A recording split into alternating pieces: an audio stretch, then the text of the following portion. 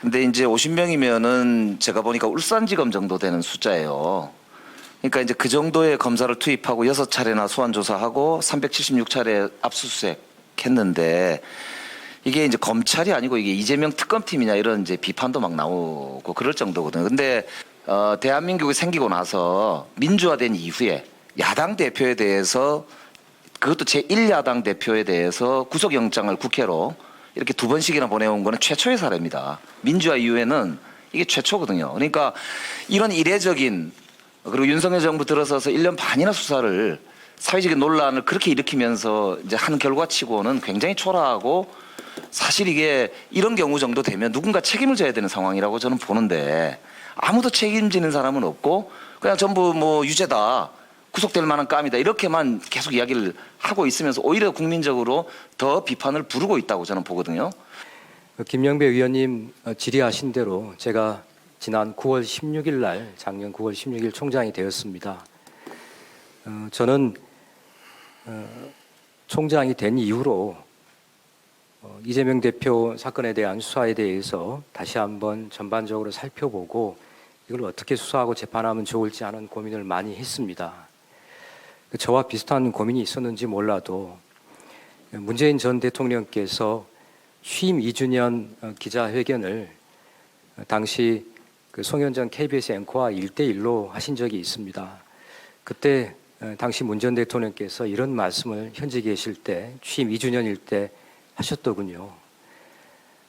지난 정부에 대한 수사는 이번 정부에서 시작한 것이 아니다. 이번 정부에서 그에 관여할 수도 없다.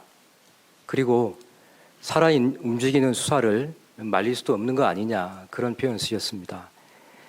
이재명 대표에 대한 수사가 첫 번째로 대장동 관련한 수사는 민주당의 내부 경선 과정에서 경선의 상대방으로부터 문제 제기가 되어서 경기경제신문이라는 작은 신문의 단독 보도에서 시작된 사건입니다.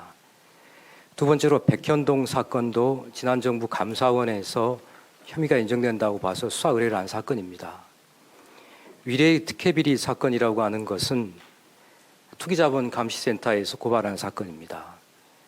쌍방울 그룹의 기업비리 사건도 지난 정부의 금융감독당국에서 수사 의뢰한 사건입니다. 변호사비 대납 사건은 소위 친문계열이라고 하는 깨어있는 시민연대에서 문제 제기한 사건입니다. 제가 총장이 되고 나서 지금까지 수사해온 사건들은 지난 정부에서 계속 진행되어 온 사건입니다. 저는 이 사건을 신속하고 효율적으로 마무리해야 되는 책무와 소명, 과제를 갖고 있습니다. 거기에 따라 수사를 한 것입니다.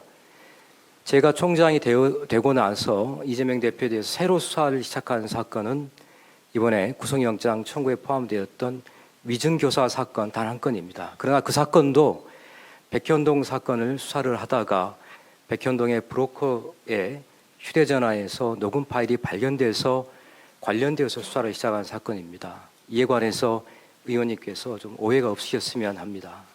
네, 총장님. 네. 이재명 대표에 대한 수사에 대해서 전 정부에서 전 정권에서 시작된 문제다라고 말씀을 하시면서 문재인 대통령의 인터뷰까지 말씀을 하셨던데 이런 차이가 있습니다. 이명박, 박근혜 그 수사는 온 국민들이 수백만 시민들이 촛불을 들면서 분노에 차서 촛불을 들었던 것에 기반해서 수사를 했던 겁니다.